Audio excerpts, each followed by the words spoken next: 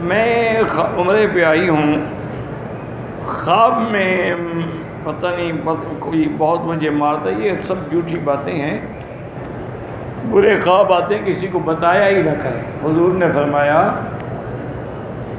خواب دو قسم ہوتے ہیں، ایک رحمانی ایک شیطانی۔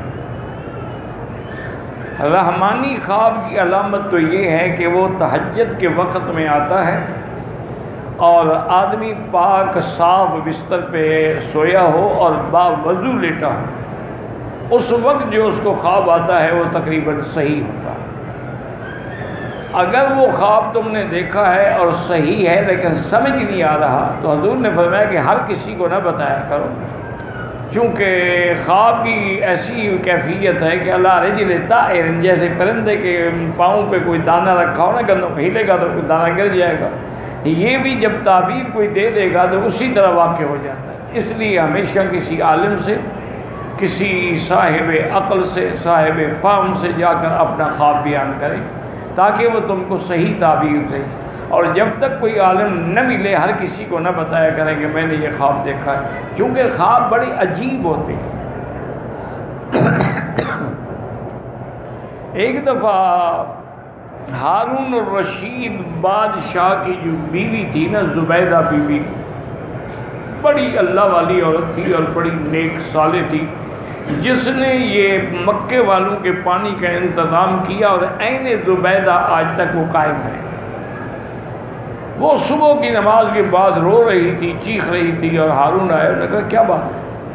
انہوں نے کہا میں نے ایسا گندا خواب دیکھا ہے کہ مجھے اب آرام ہی نہیں آتا۔ انہوں نے کہا وہ کیا خواب ہے؟ انہوں نے کہا میں نے خواب یہ دیکھا ہے کہ انسان بھی ہیں، گھوڑے بھی ہیں، گدھے بھی ہیں، جانور بھی ہیں، سب مجھ سے جمع کر رہے ہیں۔ تو میری تو چیخیں نکل گئیں۔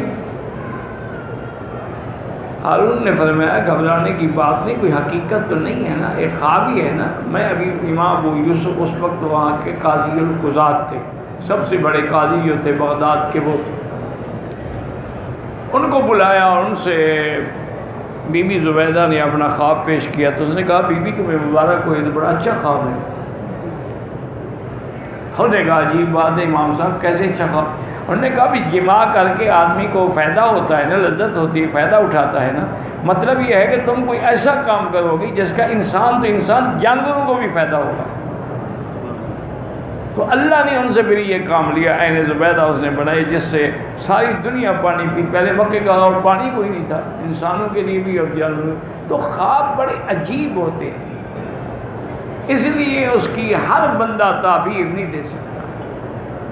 کبھی جو دیکھا جاتا ہے اس کا الٹ ہوتا ہے۔ اب دیکھیں نبی کا خواب تو وحی ہے نا، لیکن حضرت ابراہیم نے دیکھا کہ انی اذبحک، لیکن وہ ذبح نہیں ہوئے۔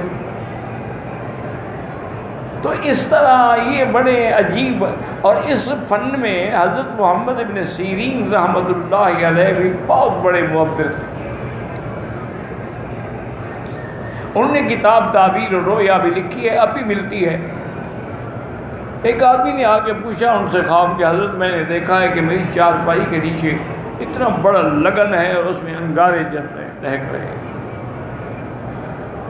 آپ نے میں تمہیں کوئی بہت بڑی دولت ملے گی، جاؤ چلائیے۔